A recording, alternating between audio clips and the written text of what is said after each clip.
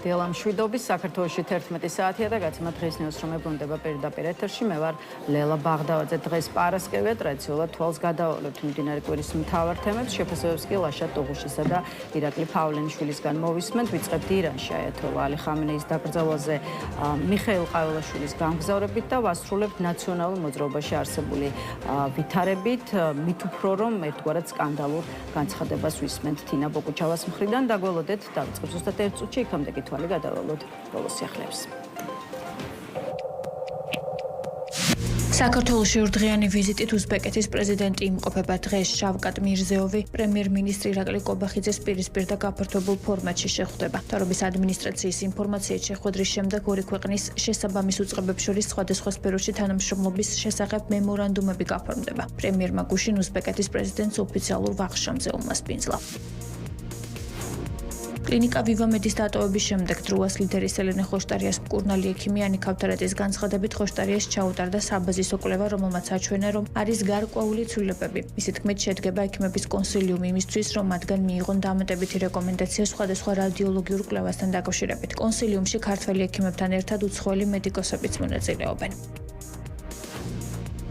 საგამოძიებო სამსახურმა ქთამის აღების ფაქტზე საბაჟო გამშვები პუნქტის წითელი ხიდის ცვლის უფროსი დააკავა. გამოძიებით დადგინდა, რომ ბრალდებული მოქალაქის დაჰპირდა, რომ ხელს შეუწყობდა სავალდებულო დეკლარირების გარეშე $200,000 შემოდანაში. სანაცვლოდ მან ქთამის სახით ყოველ ერთეულ შემთხვევაში $8,000 გადახდა მოითხოვა. საგამოძიებო სამსახურის თანამშრომლებმა ბრალდებული წინასწარ მოთხოვნილი თანხის ნაწილის $4,000 აღებისთანავე დააკავეს.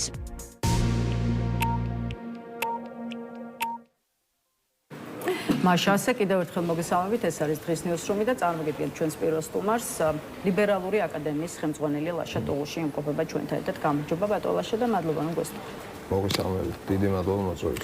ბატონ ლაშა, დღეს პარასკევია და იმოდით შევაჯამოთ სწორედ მიმდინარე კვირის აქტუალური პოლიტიკური საკითხები. ამ დღეებში შეიძლება ითქვას, რომ ყველაზე ბევრი კითხვა დავსვით ირანში აიათოლა ალი ხამენეის დაკრძალვაზე გამგზავრების გადაწყვეტილებაზე და როგორც ჩანს ამ საკითხზე კიდევ რამდენიმე დღე მოგვიწევს საუბარი, მით უფრო რომ აი პირველ გამოხმაურებას უკვე ვისმენთ ამერიკელებისგან, მაგალითად ჯო უილსონია შეშფოთებული, რომელიც ქართულ ოცნებას სოციალურ ქსელში უძღვნის მორიგ პოსტს.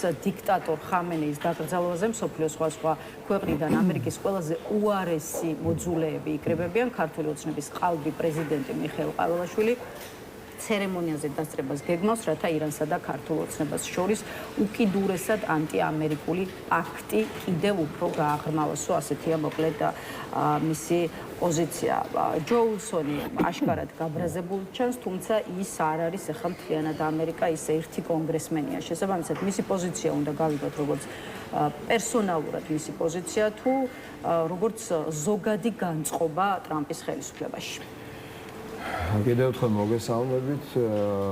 ესეთი ვიზიტი თუ განხორციელდა, ანუ თუ ასე ვთქვათ, პრეზიდენტი უმაღლესი თანამდებობის პირი ჩავა დაკრძალვაზე, ცხადია, ეს არ იქნება აღქმული, რომ მხოლოდ მეზობელი ქვეყნის მიმართ სამძიმრის გამოხატულებად, იმიტომ მეზობელი ქვეყნის მიმართ სამძიმარი შეიძლება გამოიხატოს მეზობელი ქვეყნის ელჩის დასწრებით, მაგალითად, რომელიც ასევე წარმოადგენს ქვეყანას, მაგრამ როდესაც უკვე რანგი იცვლება და რანგი პოლიტიკური თანამდებობის პირია, მით უმეტეს უმაღლესი პოლიტიკური თანამდებობის პირია, ცხადია, აქ შემოდის უკვე გეოპოლიტიკა, აქ შემოდის უკვე პოლიტიკური განაცხადი, ვიმეორებ და გასაგებია, იმ დროს, როდესაც პრაქტიკულად ომი არც დასრულებულა და მიმდინარეობს ამერიკის შეერთებულ შტატებსა და ირანს შორის ისრაელის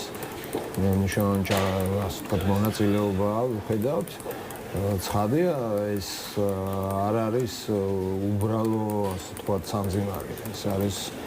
ეს არის უკვე გარკვეული ნაბიჯი და რასაც შესაბამისად მოყვება აღქმა და ბუნებრივია ადეკვატური ნაბიჯები აუცილებლად ამერიკის შეერთებული შტატები. აი, თავად ირანის საგარეო წყობის ინფორმაციით, აიათოლა ალი ხამენეის გამოსამშვიდობებელ და დაკრძალვის ცერემონიას 100 ქვეყნის წარმომადგენლები დაესწრებიან, მათ შორის სახელმწიფოს მეთაურები, პარლამენტის თავმჯდომარეები, საგარეო საქმეთა მინისტრები და მთავრობის სპეციალური წარმომადგენლები. უთხრათ მაყურებლებს გარკვეული დეტალების შესახებაც. ხსოვნის ცერემონია დღეს, ანუ 3 ივლისს დაიწყება და თავდაპირველად მასში მონაწილეობას მიიღებენ მაღალი თანამდებობის პირები და საზოგადოებრივი ჯგუფები. უკვე დღეს შუადღიდან კი ცერემონიას სხვადასხვა ქვეყნის მაღალი თანამდებობის პირები და პოლიტიკური ფიგურები შეუერთდებიან. ეს არის ირანის საგარეო წყობის მიერ გავრცელებული ოფიციალური ინფორმაცია.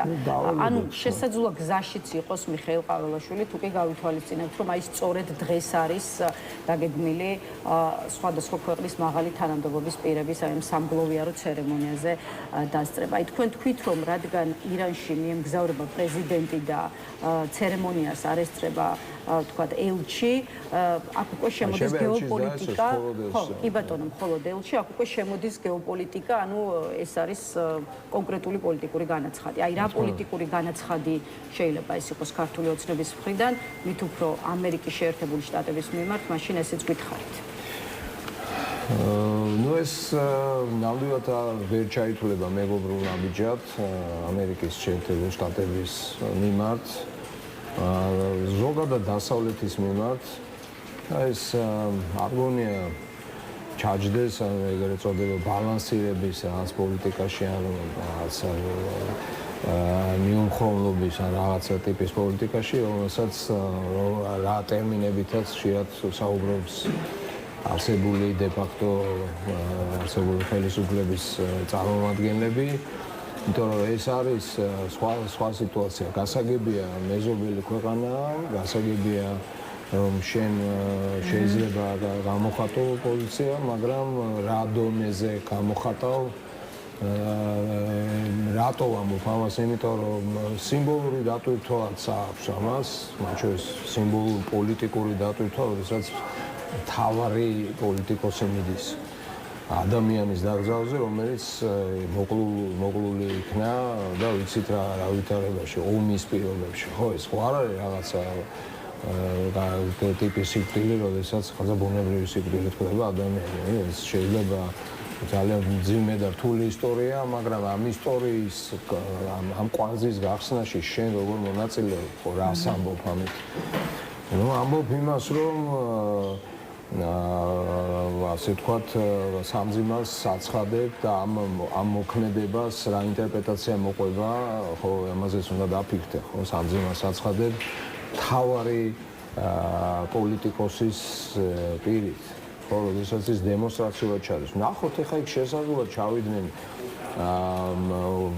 სხვა ქვეყნებიდანაც პოლიტიკოსები, პოლიტიკური ფიგურები, თუმცა თუ ეს იქნება ასე ვთქვათ დასავლეთის ლიდერები, თუ ესენი იქნებიან, მაშინ ეს სხვა რამეს ნიშნავს, ხო, ეს კიდევ დამატებითი კონფლიქტური, ასე ვთქვათ, განვითარება. თუმცა მე მეჩვენებარება, რომ დასავლეთის მხრიდან პრეზიდენტები ან პრემიერ-მინისტრები ვიხილოთ. ამიტომაც ამ ნაბიჯის გადადგმას, რა თქმა უნდა, თავისი აბსოლუტურად კაფეო გზავნილია და კაფეო, ასე ვთქვათ, ეს არის პოლიტიკური გზავნილი, ეს არის მეორე ჩემი გადმოსახედიდან, ახლა რა ვიცი, ამას როგორ თვითონ როგორ განმარტავენ, სხვა რამეა, მაგრამ რეალურად ეს არის სხვა გზავნილი ჩემი. ბატონო, ამ კვირის კიდევ ერთ აქტუალურ საკითხს მინდა შევეხოთ. გერმანიის ელჩი დაგუმშვიდობა რამდენიმე დღის წინ და ერთი კითხვა მაზეც დავსვათ. პეტერ ფიშერმა დაასრულა საქართველოში საქმიანობა, ის ბერლინში შესაძლოა უკვე დაბრუნდა კიდეც და როგორც ამბობენ, საერთოდ პენსიაზე აპირებს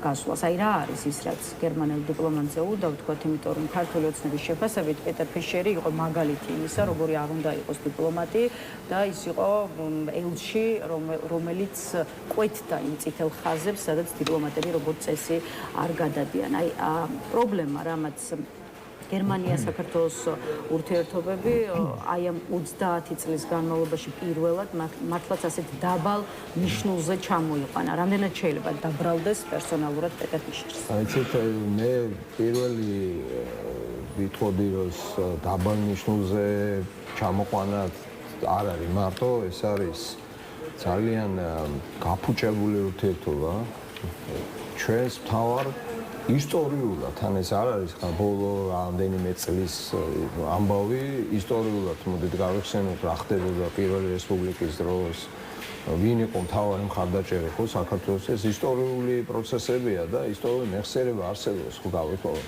მე ვამბობ მე-20 საუკუნის დასაწყისში საქართველოს მოიპოვა დამოუკიდებლობა მთავარი მოკავშირე იყო დიდი ხანი ცდილობდნენ გერმანელებს ჩვენს მხარდაჭერას მერეც გაგრძელდა ყოველთვის საქართველოს ყოველთვის იყო ძალიან ასე ვთქვათ პოზიტიური მაგალითი გერმანიისთვის აი ამ მიმართულებაში კავკასიაში მათი თანამშრომლზე ურთიერთობების და აი მოხერხდა აი ამ ხიდის ჩემი აზრით მნიშვნელოვანი დაზიანება მეგობრობის ხიდის თანამშრომლობის ხიდის ეხლა ერთი რამე უნდა დაგვაუწყდეს ჩვენ ვერავითარ შემთხვევაში ვერ დავიყვანთ ერთი პიროვნების საკითხზე, როცა ლაპარაკობთ ელჩზე და ვერ შეიძლება ტყუდება, როდესაც ესმის, რომ აი თურმე ცუდი ელჩია და ცუდი ელჩი კარგი ელჩი შეცვლის და ელჩი თურმე დამოუკიდებლად მოქმედებს. ხა ეს არის ძალიან არასერიოზული, როდესაც ელჩს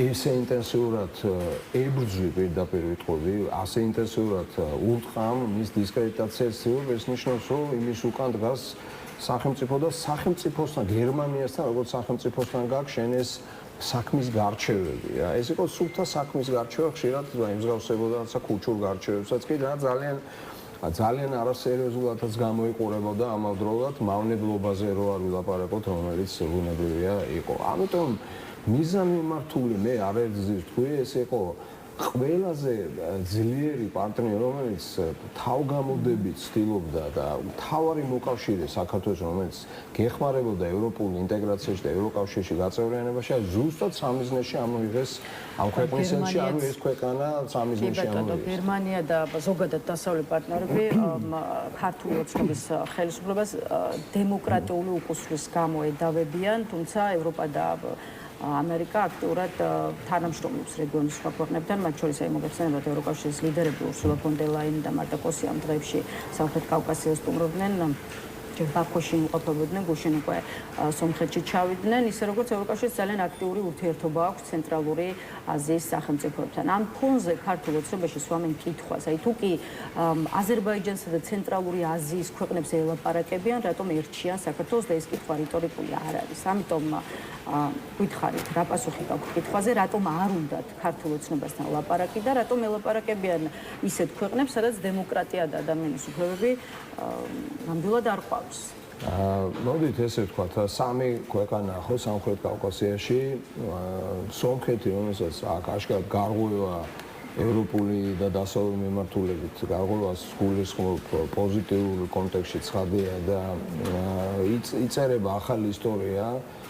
ძალიან დაახლოვდა სომხეთი დასავლეთთან და ის გზა, რომელიც ჰქონდა საქართველოს იმ გზას დაადგა და დიდი ტემპით მიდის წინ და არ არის გამორიცხული რომ გახდეს ასე ვთქვათ პირველი ქვეყანა რომელიც ყველაზე ახლოს იქნება მე ამას ნამდვილად არ გამოვიწყდა მე მივესალმე და ცხადია ძალიან კარგია როდესაც სომხეთი ახერხებს ამ თუ უმძიმესი და ძალიან რთული ვითარებიდან აი ესეთი ფორმით გამოსვლას და ნუ თანდათანობით მიდის კიდევ მეორე ამ გზაზეა და მიდის ამ მიმართულებით. რაც შეეხება აზერბაიჯანს აქ თავისი ფუნქცია ის არ პოზიციონირებს როგორც ასე თქვა დასავლური დემოკრატია ის განსხვავებული სახელმწიფოა მას არ აქვს პრეტენზია განსხვავებით საქართველოსგან. საქართველოს ამბობს ის არის დემოკრატია ისეთივე როგორც არის დასავლეთში მას აქვს გაცხადებული სურვილი რომ გახდეს ევროკავშირის წევრი ანუ იყოს ისეთივე ტიპის ქვეყანა როგორც არის ევროპული ქვეყანა ამავდროულად იქცევა ამის საპირისპირო და სწორედ ეს არის მათი პრეტენზია რომ თუ გინდა ევროკავშირის წევრობა მაშინ უნდა კონდეს დემოკრატიის ხარისხი ისეთივე ანდა პროცესები ისეთივე როგორც იქ არის ხო სასამართლო უნდა იყოს ესეთი პროკურატურა სპეცსამსახურები ქუჩაში ტროტუარზე დგომისთვის ხალხს არცად არ იჭერენ ასე შემდეგ და ჟურნალისტებს არ აკოტრებენ და მედიას არ ებრძვიან და ოპონენტების წინააღმდეგ საქმეები კი ბატონო ისე როგორც კვლავ რჩება აქციის ფარგლებში დაკავებული პირების მიმართ სახელმწიფოს დამოკიდებულება რაც ბევრად ფასდება და რადგან ამ თემამდე მოვედით აი მოდით რამდენიმე წუთით სწორედ ამ საკითხზე და ამ პრობლემაზე გავჩერდეთ, მათ შორის აი გითხარით რა შთაბეჭდებას გიტოვებთ, იგივე ეგრეთ წოდებული საბოტაჟის საქმე, რომელიც 8 პოლიტიკოსის წინააღმდეგ, ოპოზიციონერ პოლიტიკოსის წინააღმდეგ მიმდინარეობს. ხო, აი თავად ბრალდებული პოლიტიკოსები მიიჩნევენ, რომ ამ საქმეს უნდა ჰქონდეს ორი მიზეზი. პირველი ეს არის ის, რომ ქართული ოცნება დასავლეთთან აპირებს ვაჭრობას და მეორე მიზეზია მათი აზრით ოპონენტების დაშინება. აი თქვენი აზრით რატომ შეიძლება თვლიდეს ქართული ოცნება და რომ მას ციხეებში ოპოზიციის წარმომადგენლების გამოკეტვა სჭირდება და შესაბამისად აი აქ რა ლოგიკა შეიძლება დავინახოთ? იცით რა, პირველი რას ხედავთ, მოდით შევაფასოთ ძალიან მოკლედ, ხედავთ იმას, რომ როგორც პოლიტიკურ ლიდერებს უპირებენ დაპატიმრებას და ციხეში ჩასმას, ანტისახელმწიფოებრივი რაღაც ნაბიჯები, როგორც საბოტაჟი არის, იქ როგორი რამატებავის ხო, უცხო ქვეყნის დავალებით თუ მხარდაჭერით აქ მოშლას და სახელმწიფო წინააღმდეგ აქტიურ მოქმედებებს იქ არიან ამ საქმესთან დაკავშირებით, რომ პროკურატურას მიყავს ფაქტობრივად ოპოზიციის ძირითადი ნაწილის მთავარი ლიდერებია, ხო? ანუ მათ ემუქრება პატიმრობა, ჩამოიცილებენ და მეორე მხრივ იმ პარტიებს, რომელსაც წარმოადგენენ და რა პარტიები ეს არის, ის პარტიები, რომლებმაც გადალახეს ბარიერი, რომელიც რეალურად სარგებლობენ მხარდაჭერის საზოგადოების და პოლიტიკური მოთამაშეები არიან. ამ პარტიების წინააღმდეგ არის სარჩელი შეტანილი საკონსტიტუციო სასამართლოში, ანუ პარტიების გაქრობასაც აპირებენ. ანუ ფაქტობრივად უნდა ფესვებიანად ამოძირკონ მთლიანად უდიდესი ნაწილი საქართველოს ოპოზიციის. ეხლა რა არის ეს, რამდენად დემოკრატიულია, ხანმოკლე შეფასება ამას არ ჭირდება, ხო? როგორ ივაჭრებენ ამითი დასავლეთთან წარმოდგენა აქვს, იმიტომ რომ თუ ასე აგზელებ რა თქვა, იტყვი რომ 8-ს არ დავიჭერ, 5-ს დავიჭერ, აი ამ 4 პარტიიდან თუ 5 პარტიიდან 3-ს გავაუქმებ, 2-ს რანაირ აქში შეუძლებელია ვაჭრობა და მე მგონი ილუზია, ესენი მიდიან მიზანმიმართულად საკუთარი ძალაუფლების განმტკიცებისკენ, ამას მეტი ახსნა არ აქვს. მათ უნდათ გარკვეული რისკები მოხსნან, საფრთხეები გააქრონ და საფრთხეებში და რისკებში იგულისხმება, რომ ვიღაცა შეიძლება მოუგოს მათ შორის, რა თქმა უნდა, პირველ რიგში საარჩევნების ზით, იმიტომ რომ გავა ეს 2 წელი სწრაფად გაერბენს და თუ მოტრიალდება ოპოზიცია არჩევნებში, აი ასეთ პირობებში, თუ რა თქმა უნდა რაღაცა პირობებს დამატებით შეასრულებენ, ძალიან დიდი ალბათობაა, რომ ქართული ოცნება არჩევნებს წააგებს და ძალიან სერიოზულად წააგებს. ამიტომ ურჩევნიათ, რომ ლიდერები იყვნენ ციხეში, პარტიები იყოს გაუქმებული და არაფერი არ იყოს ეცარელი გადამწვარი მიწა, ასე თქვა. ეგრეთ წოდებული საბოტაჟის საქმის კონტექსტში კიდევ ერთი კითხვა უნდა დაგისვათ, იმიტომ რომ აი გუშინდელ პროცესზე პირველად გაიჟღერა გიორგი გახარიას სახელმწიფო არმაც, რომელიც არ არის ყოველთვის ამ ეტაპზე და ჯერჯერობით ამ საქმეზე ბრალდებული.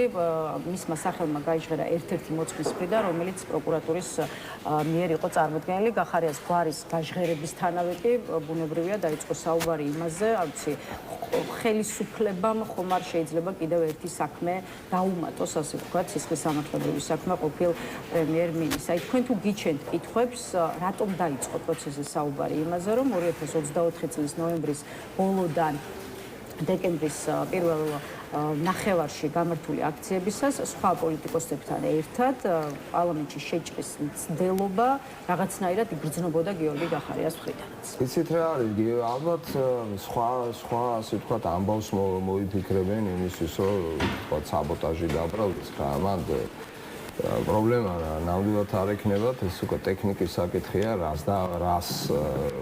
რა ისტორიას მოიგონებენ. მაგრამ მე იქით ამას კითხვა, რატომ არა გახარია? რატომ არ უნდა დაემატოს გახარია? რა გარანტირებულად ვინმე თამაშს ითამაშებს? თუ რა, ეხლა თუ დაუშვებთ იმას, რომ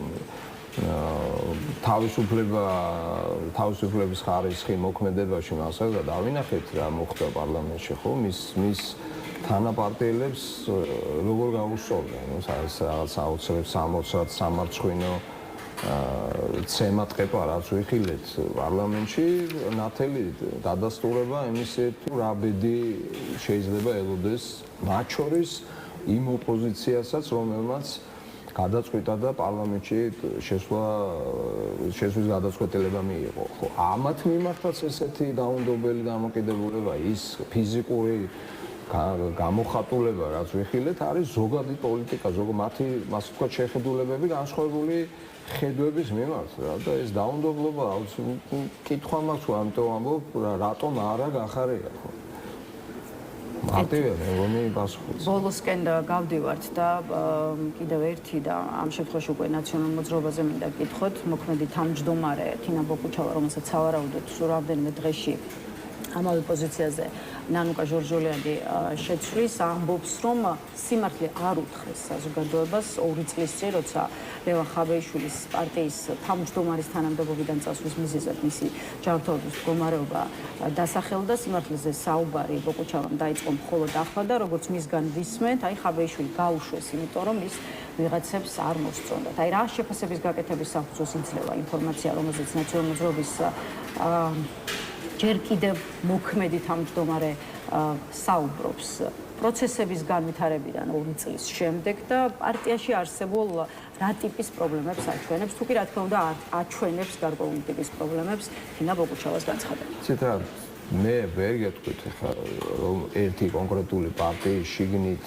რა ხდება, იმიტომ რომ მართალი გითხრათ ეს ეპიზოდურად რაღაცებს ვიგებთ და რასაც ვიგებთ სამწუხაროდ კარგ, ასე ვთქვათ, აზრებს არ გბადებს და კარგ განწყობას არ გბადებს.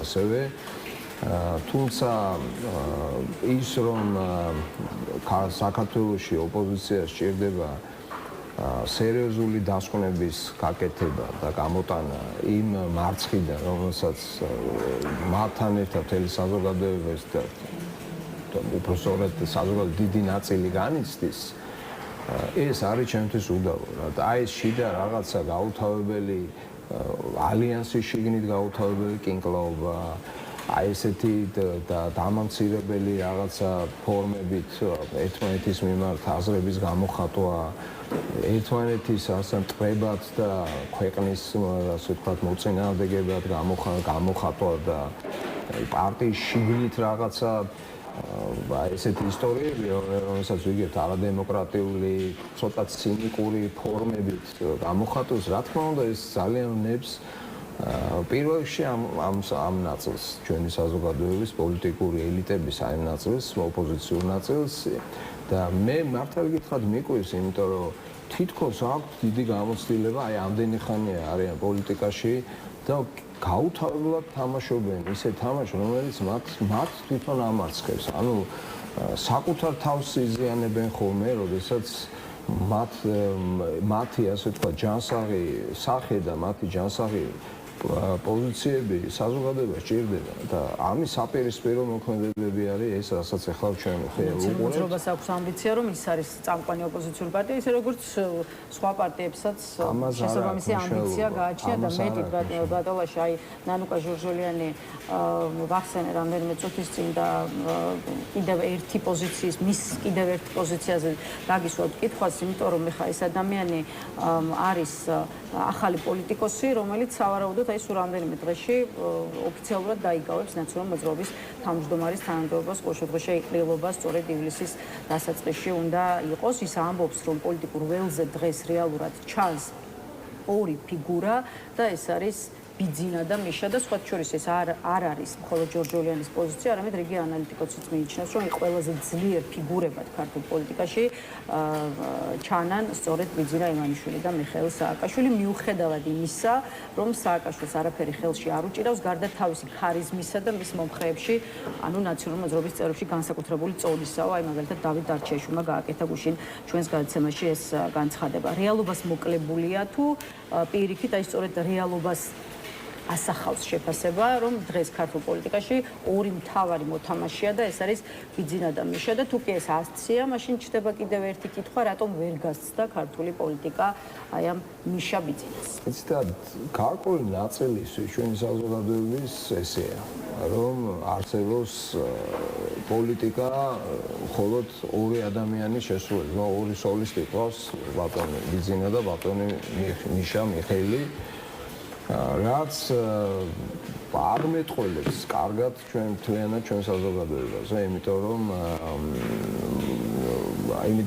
რომ გავიდა ძალიან დიდი დრო იმისათვის, რომ გავიგოთ, რომ მარტო ორი ლიდერი, ერთი ლიდერი, ერთი ასე ვთქვათ, ანგელოზი, მეორე დემონი და დანარჩენ ქვეყანა უყურებს ეს ორი რაღაც ტიტანი ჭყალებში, როგორ ებრძვის ერთმანეთს, ხო?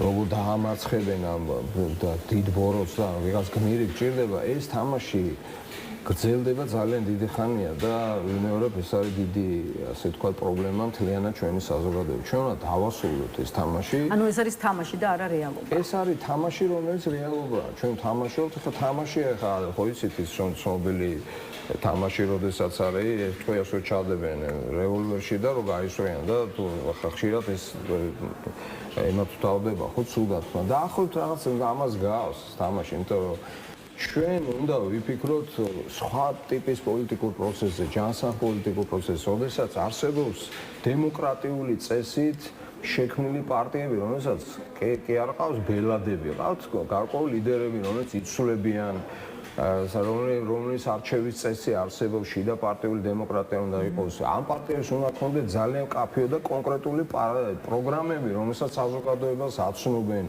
აქვთ ურთიერთობა საზოგადოებას. ეგ იცით როგორი რაღაც, აი წარმოვიდგინეთ, ვაშენებდეთ სახლს მაღალ სართულიანზე, არ ქონდეს პროექტი, არ იცი რასაც, მიხვედი და იქ იწყებ ფიქს, აი მოდი როგორ და გამოჩნდება ადამიანი, გეტყვის ახლა არ ჩადე ლოდი და იქ დადე ქვა. ესე ვცხოვრობთ და ვიდრე ვიქნებით, იქნება მუდმივად აი ესეთი მოჯადოებული წრე. მადლობა ბატონ ლაშა სტუმრობისთვის, დაგემშვიდობებით.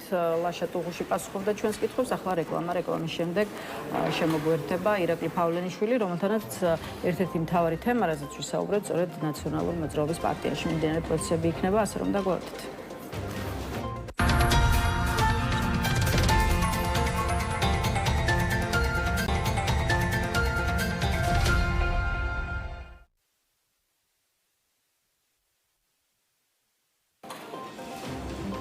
მაშ ასე რეკლამა დასრულებულია, ბრუნდებით პირდაპირ ეთერში და წარმოგიდგენთ ჩვენს კიდევ ერთ სტუმარს, ნაციონალური მოძრაობის ერთ-ერთი ლიდერი ირაკლი ფავლენიშვილი იმყოფება ჩვენთან ერთად.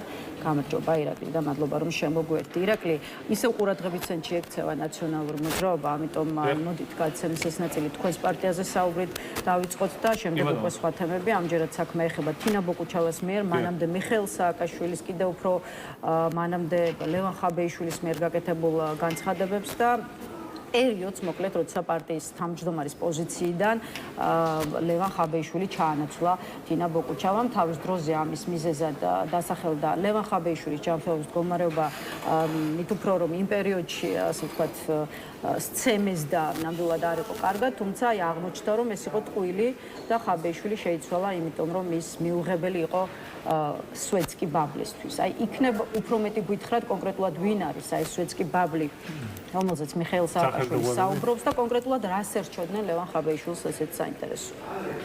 ხო, მოგესალმებით. პირველ რიგში უნდა აღინიშნოს, რომ სამედიცინო კომპონენტი აღშკარად არსებობდა, ხა ეს ფაქტია, რომ ადამიანს ჭირდებოდა სამედიცინო დახმარება, ის ერთი თვის მანძილზე მინიმუმ ვერ იქნებოდა ისეთი აქტიური, ეს იყო იქიმების რეკომენდაცია, ჩვენ გვახსოვს, რომ სიცოცხლის ფაქტობრივად ხო, სიცოცხლის ხელყოფა იყო და არა ჯანმრთელობის, ის რაც ლევანთან დაკავშირებით ჩაიდინეს, ეს საზოგადოება მიიხილა. მეორე დღეს ახლა ამ მდგომარეობაში იყო ეს ადამიანი და შეუძლია მედიკოსების, აბსოლუტურად ნეიტრალური მედიკოსების დასმასაც გაეცნოს, ხო? ამიტომაც ხა სამედიცინო კომპონენტი რომ არ არსებობდა, ეს ასე არ გახავთ, თუმცა მხოლოდ სამედიცინო კომპონენტი არ იყო მიზეზი. ესეც ღიად შეგვიძლია უკვე ამ ეტაპზე ითქვას. თუმცა იმის თქმა, რომ ეს ტყუილი იყო და საერთოდ ამ საკითხთან დაკავშირებით მანიპულაცია იყო, ეს ასე არ არის. ლევან ხაბეიშვილს ნამდვილად ჭირდებოდა უცხოეთში შესაბამისი კურნალობის კურსის გავლა და მან ეს გააკეთა კიდევაც. უბრალოდ კონკრეტული, ასე ვთქვათ, მთავარი მიზეზი მაინც იყო ის ფაქტორი, რაც არის ორი მხრივ, ასე ვთქვათ, გამფენილი. პირველი ეს არის დაკავშირებული უშუალოდ, რა თქმა უნდა, ოპოზიციურ ძალებთან. ოპოზიციური ძალების დიდი ნაწილისთვის ლევან ხაბეიშვილი იყო მიუღებელი პერსონა, რა, გაუგებარი მიზეზები და ჩემთვის ფაქტობრივად პერსონა ნონ გრატა იყო მათთვის. არა და ლევან ხაბეიშვილი არის ყველაზე სახალხო და სხვათა შორის ძალიან პატიოსანი და როგორი ადამიანია, იცით, მართლა თავდაბალი არის ყველანაირ პოლიტიკურ ურთიერთობაში და ყოველთვის შეუძლია მეორე პლანზე გადასვლა ხოლმე, აი როგორც აი ამ შემთხვევაში თუ საჭირო, მას შეეძლო ნამდვილად დარჩენილიყო თავმჯდომარის პოსტზე, იმიტომ რომ გასაგებია რომ წინა საარჩევნო რაღაც 3-4 თვით ადრე დიდი ალიაქვთი პარტიაში აბერდა არ მოხდებოდა, მას რომ ეს გადაწყვეტილება არ მიიღო და რომ ეთქვა რომ არა, დავრჩები და სათავეშიც ვიქნები და ასე შემდეგ. უბრალოდ მას აქვს აი ეს მაგალითად შეიძლება რაღაც მომენტებში ზოგი მინუსად თვლიდეს, მაგრამ ძირითად შემთხვევაში ეს პლუსი გახვალ ჩემთვის, იმიტომ რომ იშვიათი უნარია პოლიტიკაში. ანუ ამ სვეტ ბაბლში იგულისხმება სხვა პარტიების პოზიცია და სხვა პარტიების წარმატება. ორი მიმართულება აქვს ხოლმე ამ თემას. პირველი უკავშირდება მეთქი უშუალოდ ეგრეთ წოდებულ პოლიტიკურ ისტაბლიშმენტს, რომელსაც შეიძლება მათ შორის ჰქონდეს ამ სვეტსკოპაზე ავისი პრეტენზია, მაგრამ ყოველ შემთხვევაში იმ ადამიანებს, რომელსაც არ ეხამუშებოდათ ლევან ხაბეიშვილი, მათთვის მიუღებელი იყო, სხვა მიზეზებს ასახელებდნენ, ხო? და პირველი იყო ეს ნაწილი და წინა საარჩევნო მნიშვნელოვანი იყო ოპოზიციურ პარტიებს შორის თანამშრომლობა, თუნდაც საარჩევნო კუთხით, თუნდაც საპროტესტო კუთხით თუ საჭირო გახდებოდა თუ არა და ნუ ყოველ შემთხვევაში თავრობის ფორმირების კუთხით და ასე შემდგომ, ხო?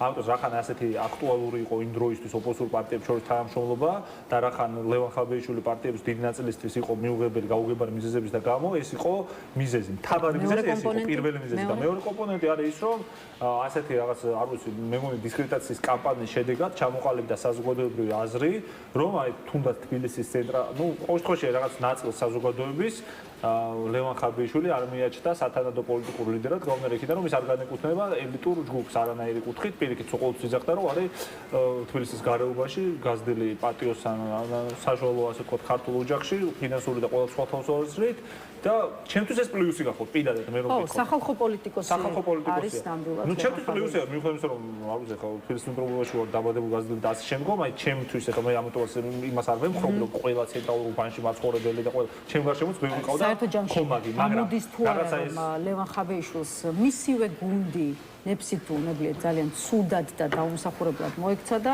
შესაბამისად ერთი კითხვა უნდა დააგისვათ ამაზე პარტიის შიგნით თვითონ გუნდის წევრებს წინააღმდეგობა არ გქონიათ ხაბეიშვილის დაცვა არ გიცდიათ ასე ვთქვათ რომ ის ამ პოზიციაზე დარჩენილიყო. ხაბეიშვილი დასაცავი არ გახდათ მარტო რაღაცას გეუბნებით ნახეთ ეს არის პერიოდი, როდესაც მარტივად არის ყოველასთვის წარმოსადგენელი და სცენარები შეიძლება ვიხილოთ.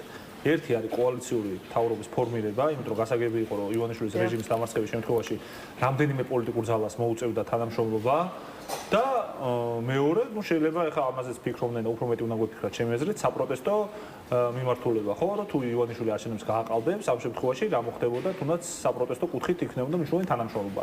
და ამ დროს ლევან ხაბეიშვილის ფიგურა იყო კიდევ ერთხელ ვიმეორებ, მიუღებელი და ნუ რა ვიცი, გადახედეთ და თქვენივე არქივს ნახავთ რამდენი თუნდაც საწინააღმდეგო განცხადება და როგორი ყველაზე მეტად თუ ვინმეს ერჩობდნენ ნაციონალურ მოძრაობაში მიხეილ სააკაშვილიზე მეტადაც რაღაც პერიოდები იყო ლევან ხაბეიშვილის სხვა პოლიტიკური პარტიები. ეს არის ფაქტი და ეს პოლიტიკური ფაქტი გახდა ამის საფუძველი. რაციონალური პოლიტიკური მიზეზი იდეაში იყო, მაგრამ საბოლოოში გაიგო რომ ამ ადამიანს მართლა უსამართლო თავდასხმის ობიექტი როცა არის, გეთახმებით შეცდომა შეიძლება ყოფილიყო და უფრო მეტად უნდა გვეცადა ჩვენ რომ დაგვეცვა მაგალითად ლევან ხაბეიშვილი კი არა, იმდენად რამდენად სხვა უწყლობა მიიღო და ლევანსაც შეიძლებოდა სხვა ახმა ქონოდა ამ პროცესის მიმართ, მაგრამ უბრალოდ მიზეზი იყო თავარი მიზეზი, აი თავარი მიზეზი. იქ სამეცნიერო კომპონენტი გავიგეთ, უბრალოდ შედეგი არის ის, რომ ლევან ხაბეიშვილის წინაშე დადგა საკითხი თავმჯდომარის პოზიციიდან მისი წასვლის შესახებ. ხო, აი ვინ დააყენა კონკრეტულად ეს საკითხი, იმიტომ რომ აი თინა ბოკუჩავას განცხადებას შევხედავთ, ბოკუჩავა ამბობს, რომ არ ჰქონდა პირადად მას იმ ხარისხის ლეგიტიმაციის მანდატი, რომ წინააღმდეგობაში წასულიყო დამფუძნებელ თავმჯდომარესთან, ანუ მიხეილ სააკაშვილი გულისხმობა. ხო, შესაბამისად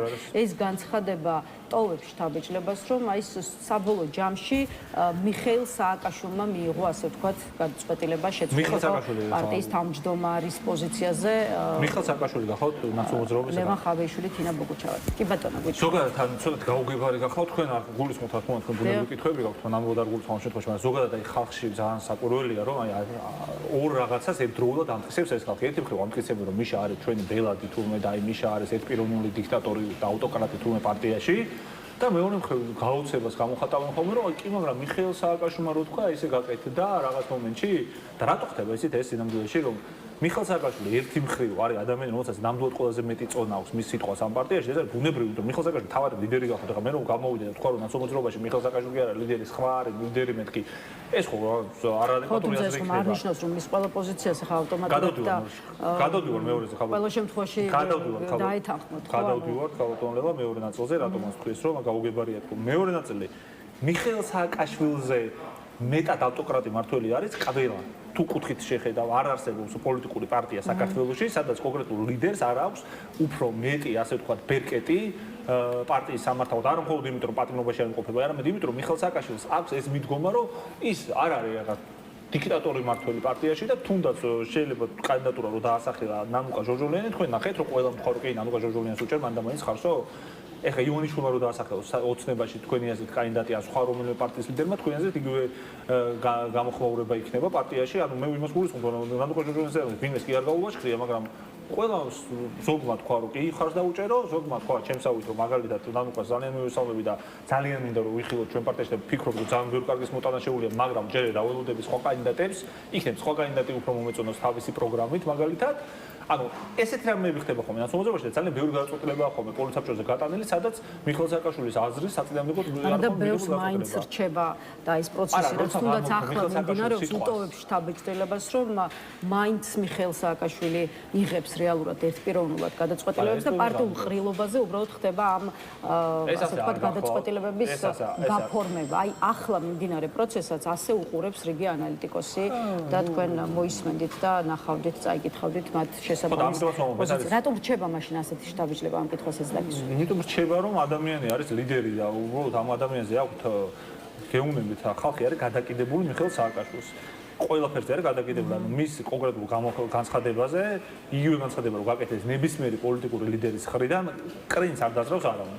ну გასაგებია რატომ ხო რომ ამხელა მასშტაბის ფიგურაა და ყველა არის ან ორი ტიპის რეაქცია არსებობს მიხეილ სააკაშვილზე ან ძალიან მოწონთ ის და უჭერენ მხარს ან მეორე ნაწილი უკვე ну შუა ფაქტობრივად აღარ არსებობს სამწუხაროდ არა და რეალურად ჩემთვისაც იქნება უფრო გასაგები რომ ადამიანებს გქონდეთ ობიექტური წარმოდგენა ხო მისი ისტორიული ღვაწლიდან და დამსახურებიდან გამომდინარე ისტორიული ფიგურა გახავ და მაგიტომ ეხლა შენ მოგწონს არ მოგწონს მაგაზეც არ არის უბრალოდ ნახეთ რა არის ან აქვს წარმოდგენა რომ მიხეილ სააკაშვილი არის მე რა წარმოდგენას მოხდა მისი მომხრე ვარ ხო მათ შორის ხო იმიტომ გავხდენა სამოძრაობის წევრი რომ პირველში ვიყავ მიხეილ სააკაშვილის მომხრე ეს არის ბუნებრივი და პოლიტიკური ლიდერის გამო რომ პარტიაში წევრიანდებიან და მე ამას რომ ბელადომანიად ნათლავენ არა და ეს ადამიანი კიდევ ერთხელ უმეორებ რომ ისეთივე პოლიტიკური ლიდერია კონკრეტული პოლიტიკური ძალის როგორც შეიძლება იყოს ტრამპი თავის პოლიტიკური ძალის მაკრონი თავის პოლიტიკური ძალის და რაგუნი მიხეილ სააკაშვილის სიტყვას არ ექნება ფასი და გავლენა ის არ არის ვინ ამას ვინ უარყოფს რამდენიმე დღეში მოკლედ ნაციონალ მოძრაობის პარტიული ყრილობა უნდა გაიმართოს და შესაბამისად ამ ასე ვთქვათ საკითხზეც მინდა რომ ვისაუბროთ თუმცა იქამდე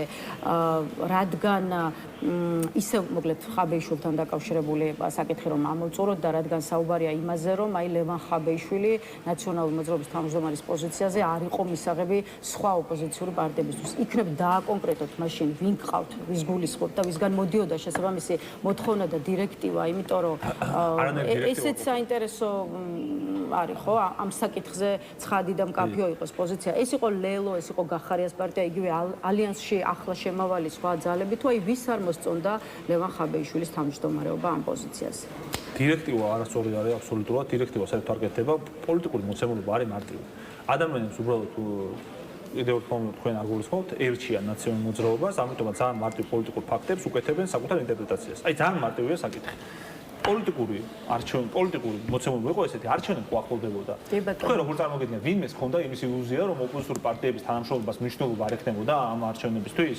იმიტომ რომ ან უნდა მოხდარიყო არჩევნებში გაგემარჯვა და დაგიკომპლექტებდა მთავრობა რასაც ვარაუდობდა ყველა სოციოლოგიური კვლევა და ესეთი მოლოდინი არსებობდა საზოგადოებაში რეალურად და მეორე იყო ვარიანტი რომ ნუ თქვა ივანიშვილმა მიიტაცა ძალაუფლება ან სხვადასხვა მეთოდებით რაც გააკეთა საპოზიციებში ამ დროსაც მნიშვნელოვანი იქნებოდა ოპოზიციურ პარტიებს შორის თანამშრომლობა. ხო გახსოვთ ის თავდასხმები რაც ხორციელდებოდა ლევან ხაბეიშვილზე თვეების მანძილზე ხა არ დაწუნებული ვარ გახსოვთ იმიტომ რომ ამდენი ხანია უკვე თქვენზე ხო არ არის ისე ხებსაც ახსოვთ ხო ყველას ახსოვთ ხო და ობიექტურად დირექტივა რა შუაში ანუ ძალიან მარტივი მოცემულობა იყო იმ ხალხს აი აჩემება ქონდათ ლევონ ხაბეიშვილზე. ხოდა ვინ არის ეს ხალხი ბატონო? ხოდა ვინ ხაზარაძე, ბადრი, ლელოს ლიდერები, გახარიას წარმომადგენლები, რომელ პარტიებს და ლიდერებს გულისხმობთ? ამის დაკონკრეტებას კიდევ ერთხელ მეორე მნიშვნელობა არ აქვს, იმიტომ რომ ყველა პოლიტიკური ძალა თითქმის იყო ასეთი.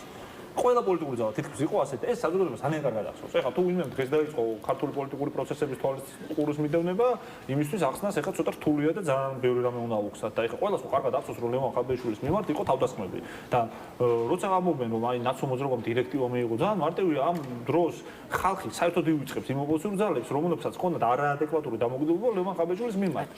სნობური დამოკიდებულება, რამაც დაღუპა ზოგადად ქართული პოლიტიკური სპექტრი, მათ შორის, იმიტომ რომ მეტ სახალხოებაზე კონცენტრირების ნაცვლად, აი ლევან ხაბეიშვილის მსგავსი პოლიტიკის წარმოების მსგავსად, რომ ის მუდმივად არის ფრონტზე, მუდმივად კორუფციულ სქემებს ხედავს, მუდმივად არის ხალხთან, არ ვიცი, დილას რომ ვიგუძებდი, არ ვიცი, ხან მეთქვა რომ წამო ეხა მეტროში ჩავიდეთ, მე შეიძლება გურიაში წავსულიყავით, მე შეიძლება საკახეთში ავმოჩენიყავთ, ესეთი კაცი არის. და ამ კაცის მიმართ ჰქონდათ სნობური დამოკიდებულება, არასწორი აღქმა, ძალიან ბევრი ადამიანს და ყველას ახსოვს, ვინები იყო ხა სახელმწიფოების და პარტიების ჩამოთვალს არ ვაპირებ, ვისაც იცის ყველა. აი როცა ვფიქრობთ, რომ არასწორი იყო ლევან ხაბეიშვილის პერსონისადმი დამოკიდებულება და აღქმა, აი ამ გადმოსახედიდან რამდენად სწორია, ესე ვთქვათ, ხაბეიშვილის შეცვლის რეალურ მიზეზებზე საუბარი მხოლოდ ახლა და აქვე არ ვიცი, ხომარ უნდა ვივარაუდოთ, რომ ეს რეპუტაციულადაც მაინდა-მაინც კარგად არ აისახება ნაციონალურ მოძრაობაზე უკვე სამომავლოდ, იმიტომ რომ აი როცა კონკრეტულ ნაბიჯებს და გადაწყვეტილებებს მიიღებთ და ამის შესახებ საზოგადოებას ამცნობთ, არ ვიცი,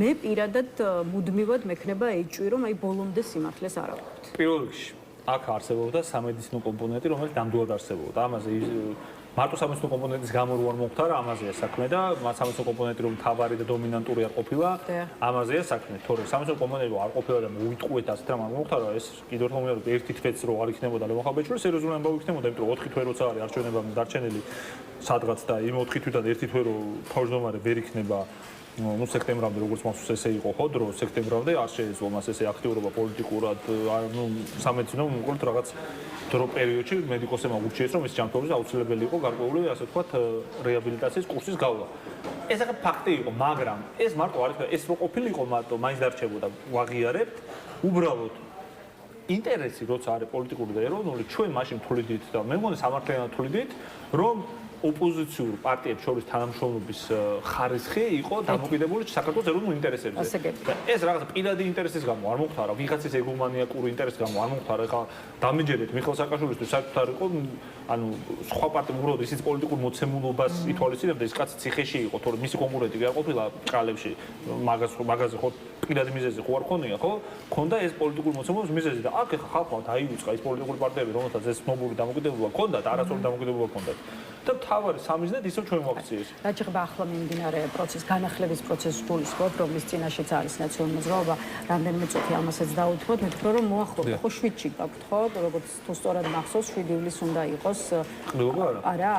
როდის არის მაშინ ნაციონალური მოძრაობის პარტია? რა შეიცვლება ვადა ჩვენს ხელმძღვანელებს? და როგორ მიდის პარტიაში განახლების პროცესი ეს გითხარით და თუ არის უკვე ცნობილი ნანუკა ჟორჟოლიანის გარდა ვინ იბრძოლებს ასე ვთქვათ პარტიის თავმჯდომარის პოზიციისთვის. პირველში უნდა აღინიშნოს, რომ ნაციონალურ მოძრაობაში არსებობდა კონკრეტული გეგმა რეფორმირების, რომელიც უბრალოდ გარკვეულ სახსრებს საჭიროებს და ამისთვის უკვე კონსულტაციები გავლილია ჩვენა პოლიცაბჭოს გადაწყვეტილება მიღებული იყო რამდენიმე თვის ერთი წლის ფაქტობრივად იყო მიღებული გადაწყვეტილება ელექტრონული აპლიკაციაზე და ამაზე ჩატარდა შესაბამისი პრეზენტაციაც ჩემი და სხვა პოლიტიკური ასე ვთქვათ ჩვენი წევრების შემადგენლობით და თავარი არსი რა არის ნაციონალური მოძრაობა როგორც იყო პირველი პარტია რომელსაც დემოკრატიული რეფორმები ჩაატარა და მოდერნული ქართული სახელმწიფო შექმნა და თანამედროვე ქართული სახელმწიფო შექმნა იმ ჭაობიდან პოსტსაბჭოთა ჭაობიდან მე პირველად გადაცა მშვიდობიანად ძალაუფლება ეხლა გვინდა რომ პირველი ისეთი პარტია ვიყოთ რომელიც მართლა თანამედროვე სტანდარტებს უპასუხებს ჩვენ ვართ სახალხო პარტიის წევრი იპიპის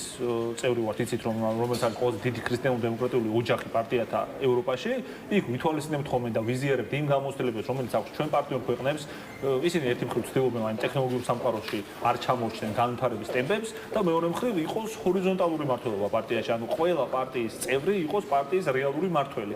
ამისთვის ეს აპლიკაცია კარგი იქნება, იმიტომ რომ რეგიონალურ ეროვნულ დონეზე ყველა თანამდებობის პირს აგურჩევთ პირდაპირ გზით, არჩევნების გზით, მათ შორის აპლიკაციის მეშვეობით იქნება კონკრეტული ანგარიშვალდებულის უფრო მარტივი სქემები და ტესტები ყოველდღიურ რეჟიმში და ისეთ მნიშვნელოვან გაწყვეტილებებზე, რომელზეც ურაზროვნება არსებობს ხოლმე საზოგადოების თორე დიდად ჩემი აზრით შეგინთ არც არის ხოლმე, როგორც არის თუნდაც შევიდეთ, არ შევიდეთ მუნიციპალურ არჩევნებში, ჭყალებში, სინამდვილეში რუსულ სპეცოპერაციაში, პარლამენტში შევიდეთ.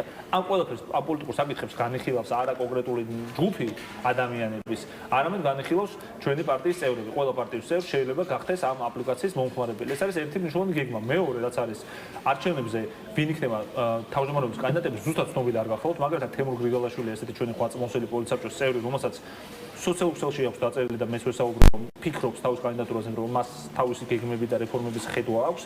ნანუკა ჟორჟოლიანზე ისი საზოგადოებამ კონსულტაციები მუდმივად მიმდინარეობს და შეიძლება ვიხილოთ რამდენიმე კანდიდატის თავმჯდომარეს. არ ვიცით ჯერ, ანუ არც ერთი ეს გადაწყვეტილება საბოლოო არ გახავთ. ანუ იდეაში ადამიანებს აქვთ ნათქვამი რომ ფიქრობენ, მაგრამ საბოლოოდ რომ არ დაუყენებიათ კანდიდატურა და ამიტომ როცა დააყენებენ, მაშინ გეტყვით.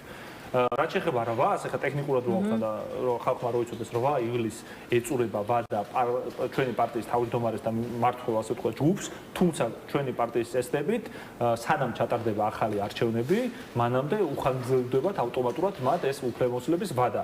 უახლოეს 2 თვეში სადღაც ჩატარდება არჩევნები, შეიძლება უფრო მალეც 1 თვეში მაგალითად, მაგრამ 2 თვის მანძილზე სადღაც მაქსიმუმ ჩატარდება არჩევნები, იმიტომ რომ მეც და ყველა სურს რომ ამ თავმჯდომარეობის კანდიდატებს ჰქონდეთ რაღაც დრო საკუთარი გეგმების გასაცნობად. ჩვენთვისაც მათ შორის, იმიტომ რომ მეც მაინტერესებს, მეც არ მივიღე გაწყვეტილება რომელ კანდიდატს დაუჭერ ხარს და მეც ხომ მაინტერესებს ვიცოდე ვინ რა გეგმით იქნება წარმოდგენილი ასე ვთქვათ. გულწრფელი ხარ განცხადებებში, როცა ამბობთ, რომ გეგმების და ხედვების მიხედვით მიიღებთ გაწყვეტილებას. არ ვიცი, საინტერესოა საბოლოო ჯამში რა წონის ხოლმე პოლიტიკურ პარტიებში ყველაზე ნაკლებად კულუარული პარტია არის თელ ქართულ პოლიტიკურ სპექტრში დამერწმუნებით. სხვა პარტიებში მიიღება გაწყვეტილებები, აი 90% პარტიებში მიიღება მართლა გაწყვეტილება ეგრე, რომ ერთი კაცი ზის და მოდი ესე ვქნათ. და სიამოვნებაში ერთ-ერთი პარტია სადაც ეს არ ხდება, სადაც თავმჯდომარეზე მართლა არჩევნები ტარდება, სადაც მართლა ადამიანთა რაღაც უფლებები არსებობს, რომლებიც საკუთარი იდეების გასატარებლად დებენ, არც მოძრაობა. და მართლა მეცინება ხოლმე, როცა ხალხი მართლა გულწრფელად გეუბნებით, მეცინება ხოლმე, რომ მანდამაინც იმ პოლიტიკურ პარტიაზე, რომელიც ყველაზე ნაკლებად გახავთ ისეთი, როგორზედაც საუბრობენ ხოლმე, ამ მასზე არ ხოლმე თავდასხმა ამ მიმართულებით. თუ სადამ არჩევნები მართლა ტარდება და მართლა ჩატარებულა, არის ნაცნობობა. სხვაგან ვერ დამისახელებთ ეგეც არჩევნების გამოცდილებას. ფიზიკურად დამისახელებთ. კი ბატონო. ანუ და რეალურად სადაც სხვადასხვა ჯგუფები არსებობს, რომელთაც სხვადასხვა იდეები აქვს და ამ იდეების გატანისთვის იბრძვიან ხოლმე. ანუ აი ეს რეალური პოლიტიკური პროცესი, აი ბუნებრივი შინა თუნდაც დუღილი, ეს პოლიტიკის დამახასიათებელი გახდა, ეს ცუდი კი არ გახდა ჩვენი პარტიისთვისაც ზოგადად პოლიტიკური პარტიის ცუდი კი არ გახდა, მუდმივი დუღილი პოლიტიკური ნიშანსო პოლიტიკურად ცოცხალი ხარ. და სხვა პარტიებში ძალიან მარტივად არის გაწყვეტილება, რომ ამბობს ხოლმე ბიზნეს პროექტი იყო, რამდენიმეზე რომ ამბობდა მიხეილ სააკაშვილი, არსი რა არის, ცით რომ ანდამაის შევარწყობას კი არ აკეთებს, კაცო იქ ყოფა ადამიანებს. უბრალოდ მართვის სტილი არის ცოტათი ბიზნეს მოდელთან დაკავშირებული, კონკრეტული ადამიანები იღებენ ყველა ტიპის გადაწყვეტილებას და პოლიტიკური პროცესის შედეგი, შიგნით პოლიტიკური პროცესის შედეგი ნაკლებად არის ხოლმე ეს ყველაფერი. მადლობა ირაკლი სტუმრობისთვის. დღეს სამწუხაროდ სხვა თემების მიმოხილვისთვის არ დაგვჭა დრო, თუმცა რა თქმა უნდა ისევ დაპატიჟებთ და გვექნება პოლიტიკური პროცესების ვერ მოვასწარეთ სამწუხაროდ. დღეს უკვე უნდა დავასრულოთ, მალე რამდენიმე წუთში საინფორმაციო გამოშვება უნდა დაიწყოს, თუმცა გვექნება საათქოლი მარტივი გახოთ ამ თემაზე მარტივად ერთიანდებით შემიძლია გიპასუხოთ რეჟიმი, რომელიც კიდევ ერთხელ ვიმეორებ, ტერორისტის ოფიციალურ სპონსორად აღიარეს, არ ვიცი, ეს ადამიანის როცა ხომენეის რეჟიმზე ხამენეის რეჟიმზე საუბრობთ, ამ რეჟიმთან, ამ ტიპის თანამშრომლობა და პარტნიორობა არის შეუთავსებელი იმასთან, რომ იყო დასავლეთის წევრი და ამერიკის მთავარი სტრატეგიული პარტნიორი. ეს პოლიტიკა არ გახავთ, ეს დაბალანსების პოლიტიკა არ გახავთ. დაბალანსების პოლიტიკა რომ კონსტრუქციული ურთიერთობა გქონდეს ისეთ ქვეყნებთან, რომელიც შეიძლება შენ მეზობლები იყვნენ და არ იყვნენ კონსტრუქციული მოთამაშეები საერთაშორისო ასპარეზზე, მაგრამ ის რომ შენ ეხლა მჭიდრო პარტნიორად და მოკავშირედ წარმოჩინდები, ეს ნიშნავს, რომ მათ კი ხარ სინამდვილეში და არ ხარ თავისუფალი საყვარლის ლიდერებისგან. კიდევ ერთხელ დიდი მადლობა სტუმრობისთვის. ირაკლი ფავლენიშვილის უემშვიდობებით დასრულებულია დღის ნიუსრუმი, დასრულებულია ჩვენი სამუშაო კვირაც, შესაბამისად ერთმანეთს ორშაბათიდან შევხვდებით. ნახვამდის.